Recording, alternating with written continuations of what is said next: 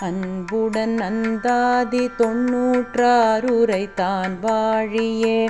அழகாரும் திருமழிசை அமர்ந்த செல்வன் வாழியே.